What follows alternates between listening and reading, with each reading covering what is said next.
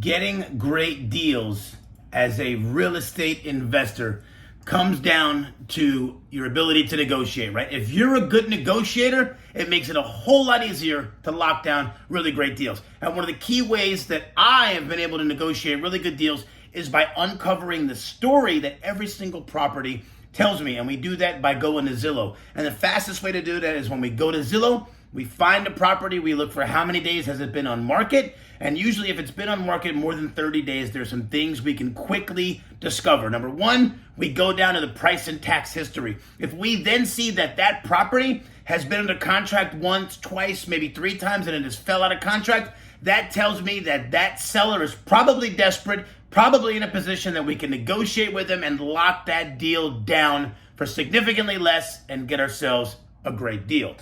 So once we go to Zillow, first thing we want to see is how many days has this property been on market.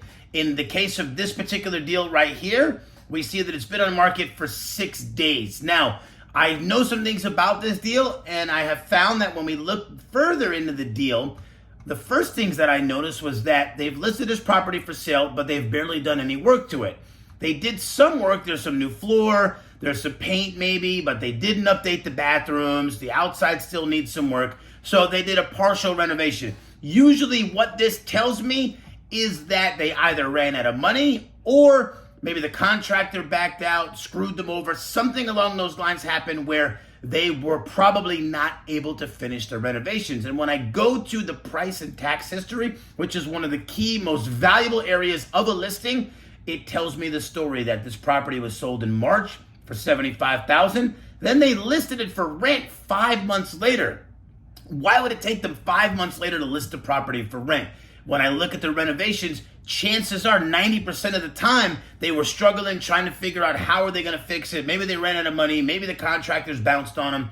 A lot of other things maybe happened, but more often than not, something took place there that they held it for 5 months, waited to list it, and then obviously there's no tenant in there because now they're selling it vacant, and now they've listed it for $130, which tells me that they're trying to just recoup as much money as they can, cut their losses, and move on. And that means this deal is prime to move in, negotiate, and get a better deal.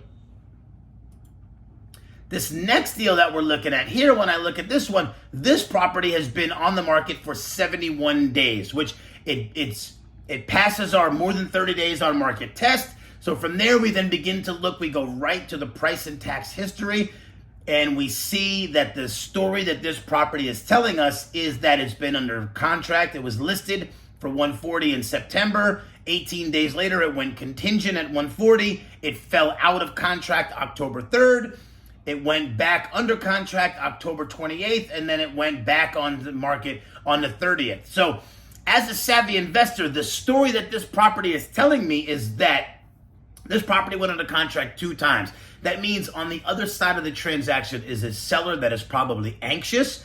2 times they've had their hopes and dreams snatched away from them. They had the property under contract. They already were thinking about the property selling, probably were spending the money in their mind, moving on to the next property, deal, home, vacation, whatever they were going to do with that money. And it got taken away from them 2 times, which as an investor, that puts me in a position to negotiate. I understand the psychological elements at play with this seller, and I can use that to position my offer and negotiate a great deal out of this deal. So that is what we do, is we go to Zillow, we go to Realtor, we go to Redfin, we go to these places, properties on market, MLS, and we look.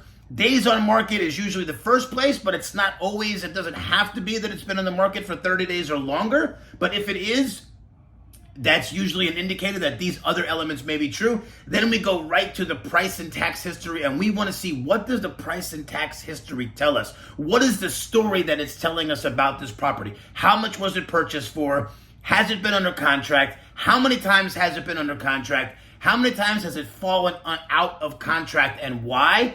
And then from there, we can use that, we can leverage that to negotiate a great deal. And this works almost every time. The majority of the deals that I have locked down and gotten really good deals on have come this way, when we find properties that have either been under contract or that were bought, partial renovations happen, and for some reason, that seller was not able to finish those renovations. So this is how you go in, you negotiate, lock down super great deals.